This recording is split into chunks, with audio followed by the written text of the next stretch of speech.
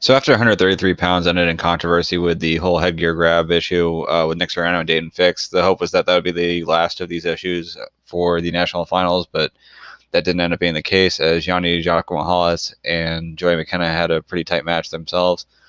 Started off with McKenna coming out to a lead on the first takedown, which is going to be shown here. And then once I get done with these highlights, I'll show. Looks like I scored 2 there. Thought he might have finished it later. Nope, guess not. But after that, then I'll show the full bracket and talk about all the other stuff that happened. So that was McKenna coming out to a 2-0 lead. Pretty good wrestling by McKenna. So he did get the first takedown. Was definitely attacking most of the time. Looked a lot better than he did in the previous dual meet that he had. But he gets the takedown there. But then it's not until much later that Yanni's going to be able to get his first takedown. So let's get to that. It's a little bit after that. Yeah, so this should be close enough.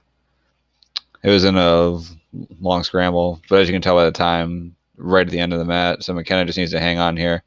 But Yanni's going to step over. He does get his leg in right there, so the boot is in, but he's not able to really hold it for that long. So the ref's going to pop up 2 here, but then McKenna bucks him off and then gets away. So it's going to be 2 to make it 4-3 for Yanni, but then the 1 for McKenna, and that brings it to overtime. It was loading kind of slow, unfortunately. But whether or not you agree with it, I mean, I'm not entirely sure on the rule there with the arm being with McKenna still having his arm there. I think because Yanni did have the leg in, even if it wasn't like super deep, it was in. You probably have to give them the 2 points. They did go to review on it and they confirmed that. Granted, they also confirmed the no headgear pull, which was just a ridiculous confirm. And as I mentioned in the last video, I think for a lot of these for these reviews, they have to just stop having the refs do it and just have some impartial people in the back do it. Maybe even just off the mat and don't even tell them what the score is or what the time is, because it feels like some of these decisions were made based off of what time of the match they were happening. But then moving along, eventually Yanni is going to be able to get the final takedown in overtime. It's a little late right there. So let's get the takedown.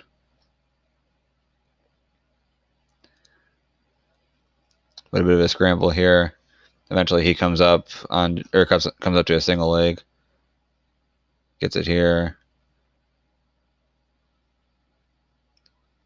And then is going to trip across with his right leg if this wants to load. And wish the video quality would be a little bit better, but I think I get the idea of what happened. But to go to the entire bracket and look at how the results panned out there, this was the weight class that actually had the most upsets in terms of people who were ranked 1 through 8 who didn't make it to the All-American stand. So there were 3 guys in the top 8 who didn't make it. Those 3 guys being Mike Carr, who was ranked number 6, Kanan Storr ranked number 8, and Josh Alba ranked number 4, with Shoop, Demas, and Red sliding in. So we had Red in here. Not a whole lot of major upsets. So Darian Perry did get a first-round upset. Mirren won over Tristan Moran. I guess Turner also got a win for Wyoming. But then moving forward, Mirren got another win over Carr, same as what happened in the Big Ten tournament. So he got into the quarterfinals. Unfortunately, he did an All-American for Iowa. But then you had Yanni Demas. Yanni won that match 5-1. Ironman beat Shoop 8-3. Lee beat Mirren 4-1, and McKee lost 11-1 to Joey McKenna. Then Yanni beat Ironman 6-5. Another close match for Yanni. Lee lost 4-3 to Joey McKenna, and then the finals that I just showed you guys there.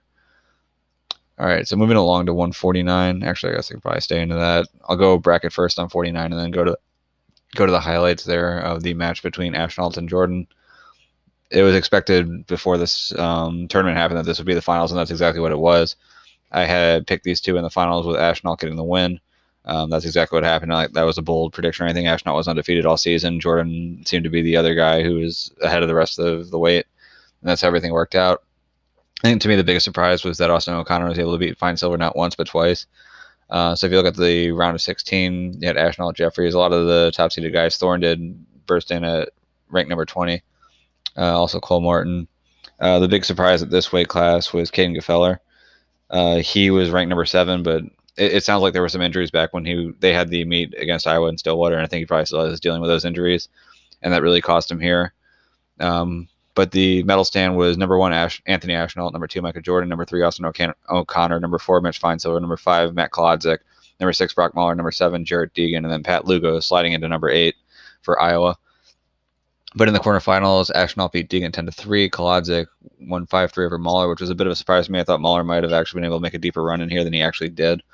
O'Connor over Feinsilver, despite being 1-3 prior to the tournament, and then Lugo losing to Jordan 10-3. And then from there, Ashnell beat Kolodzik 2-0, so not as dominant as the meet that they had earlier in the season. And then Jordan over O'Connor 7-4, and then with Ashnell winning 9-4 in the finals.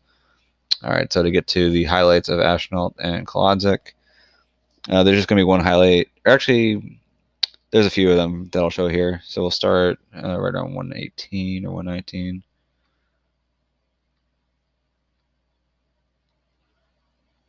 Here we go. If this wants to load. Fortunately, ESPN Plus is a little slow on this one. So here's Ashnell in on a shot. And he ends up getting his takedown right here. So he ended up getting up 2-1 early. From there, Michael Jordan actually was able to get his own takedown. That came about 4 minutes later.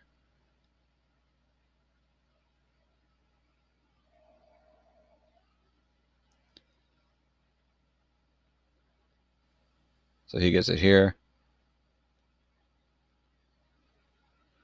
So now it's tied, although Ashnell has the riding time edge. Unfortunately, Jordan wasn't able to ride him out.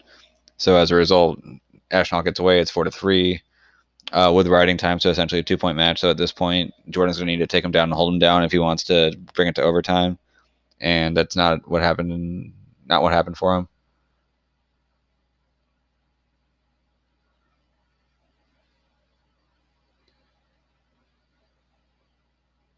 If I can get this right. Right, but here we are. So his shot stopped. Shoots again. Ashnell locks up a bit of a cradle here. And then puts him onto his back. And from there he gets the 2. And then he gets another 2 for the near fall attempt. So that brings it to 8-3. And then the riding time score brought it to 9-3 for him to get the win here. All right, so moving on to 57. This was kind of the Nolf next topic weight class. I'll go into the bracket, but I'll just show the big point here. It came around 136 on the feed.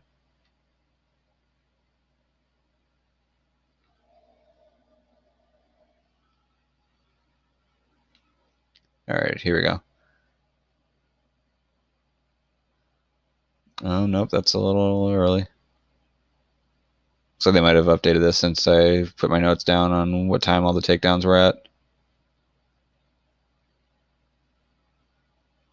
But Nolf ended up getting a big move on Berger here, if they'll show it. Yeah, but he gets Berger on his back here. So he gets the 2 for the takedown, 2 for the near fall. Ends up winning the match by a score of 10-2. But then to go back into the bracket there, I think pretty much everyone expected Nolf to win this bracket pretty easily. That wasn't the case. It wasn't easy at all, especially not in the semifinals with Hayden Hidley giving him all that he can handle.